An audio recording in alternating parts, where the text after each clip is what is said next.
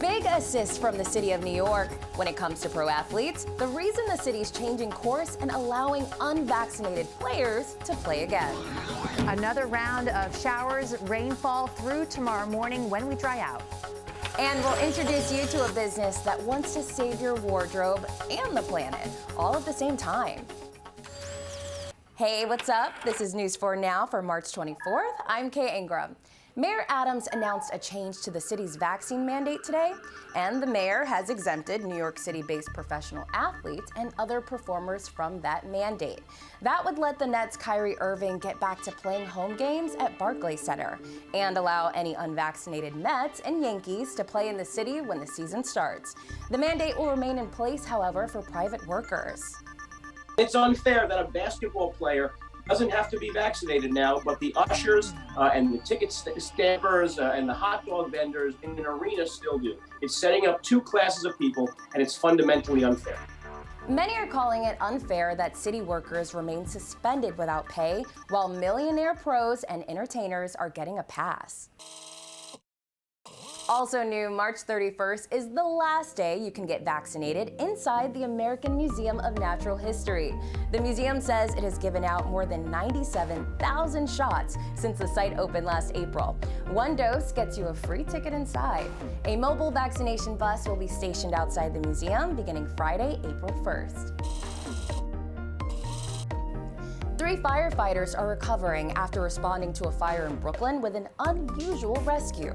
They saved at least 2 pigs from the flames. The fire started just before 1:30 this morning in Red Hook at a building on Van Dyke Street that houses several businesses. Now, it's not clear why the pigs were in the building in the first place, and the cause of the fire is still under investigation. Meanwhile, in Connecticut, drivers could soon get relief at the gas pump. Lawmakers in both houses passed a gas tax holiday yesterday. That would suspend the 25-cent per gallon excise from April 1st through June 30th. With the price of regular well over $4 a gallon, drivers tell us every little bit helps. I used to fill up with almost $40 and now it takes $60. It's definitely been stressing me out. I've been filling up from half a tank. The bill now goes to Governor Ned Lamont for his signature. For now, there's no word on when he'll sign it. Lawmakers also approved a shopping tax-free week on clothing under $100 starting April 10th. Hi there, I'm Storm Team 4 meteorologist Morela Rosa. Pretty miserable day today. Temperatures in the 40s, near 50 degrees, the clouds, the drizzle, and the showers. More of all of it coming our way for the rest of the evening. In fact, showers to periods of rain. Again, some may be heavy at times. Should be wrapping up, though, after midnight. You can see with the hour-by-hour forecast coming up from the south and then rotating on through with the clearing skies following that. So by sunrise tomorrow, we'll actually get some sun in here. It was brisk today for sure. Winds mainly out of the east, but we see them shift to the west. Still breezy though for tomorrow. 10-20 mile per hour wind gusts will keep a little bit of a cool feel, certainly from the morning, but with temperatures climbing above average for the afternoon, we'll be able to get that spring feel. In the meantime, though, starting off near 50 degrees in the city, mid 40s from White Plains, Bridgeport, Long Island, down the shore, upper 30s to the north and west. Do you have some old clothes hanging around that you never wear anymore? I know I've got a few bags of them at home myself. Well, come along with New York Live's Michelle Park to Alter New, where old clothes get a new life, and you get to help save the planet. We're all looking for ways to be more sustainable, but one of the ways you may not have thought of is to take your clothes and give them new life. So today we're visiting the team at Alter New, who's trying to help New Yorkers do just that. Hey Nancy, how's it going? Hi, I'm so happy to be here. So tell me about Alter New. I'll start by telling you this. Did you know that 86% of unwanted clothing ends up in landfills?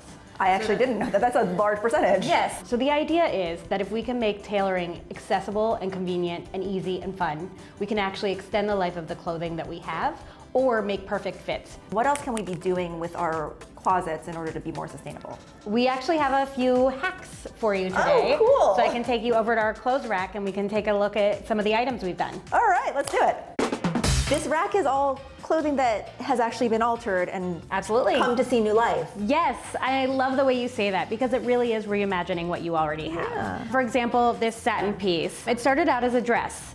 And then what we can do actually is take that bottom piece and make it into a pillow or make it into a purse. There's all these opportunities to use what you have. And the best thing is that we get to tell stories, because it is about experiences now over materials. And so being able to do that, someone's like, oh, I love your top. And you're like, let me tell you about it. It used to be a dress. Yeah. This used to be a long sleeve shirt. The material's great, the print's great, and we took the extra pieces and made it into sleep masks. There's all these opportunities to take the waste out of you doing your alterations. So for example, the blazer I'm wearing right now, it's a little bit dated. I love the silhouette, but I think that the buttons, could use some freshening up. And so I actually bought some neon items. Oh, I love that. So by adding just this touch of neon, you can actually add some real value to the piece that you have. I also have a box of buttons like this one in my house. I am absolutely going to reimagine my closet. For more information on Alter make sure you head to their website.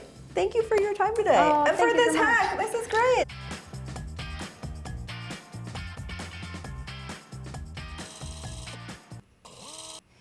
The St. Peter's men's basketball team got a huge send-off as they left Jersey City last night for the Sweet 16 in Philadelphia.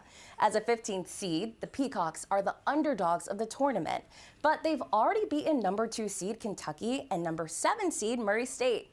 They hope to continue their Cinderella story tomorrow when they take on number 3 Purdue. Matthew Lee is the starting point guard of the Peacocks in 2022. Butch Lee was the starting guard for Marquette in 1977, 45 years earlier. The father-son duo is bound by their love of the game and their love for each other.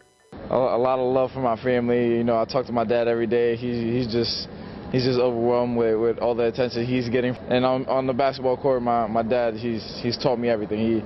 He used to be way stricter on me, but now he's just supporting me, and he knows I know how to handle my business. Basketball is big for us, but it's just a small part of the bigger picture, So I also tell him that, the better person he become, the better student he become, the better player he'll become. Matthew is part of an incredible St. Peter's run that is still going. It's amazing. It's something as a kid I used to dream about. Butch's last stop was the Final Four, where he was named the tournament's most outstanding player as Marquette captured the national championship. I went to an activity for Marquette that they've been playing basketball for over 100 years, and we're the only ones to win a national championship.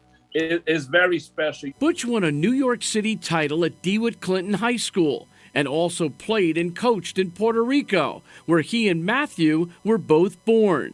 It's a tangled web. Is this a little bit of Puerto Rico and New York and New Jersey intertwined? Yes, all of that stuff. I started playing basketball when I was around 10 or 11 years old, and Matthew's been playing since he's been 5 years old. And actually, he came home from the hospital with 2 basketballs in the car. So he's been basketball all his life. Butch, his wife Rachel, and sons Keith and Brandon are headed down to Philadelphia to watch Matthew and the Peacocks in the Sweet 16. For the Lees, it's a family affair, a family that blends basketball and love beautifully. In Jersey City, I'm Bruce Beck, News 4 New York. All right, friends, thanks for joining us. We'll see you back here tomorrow on News 4 Now.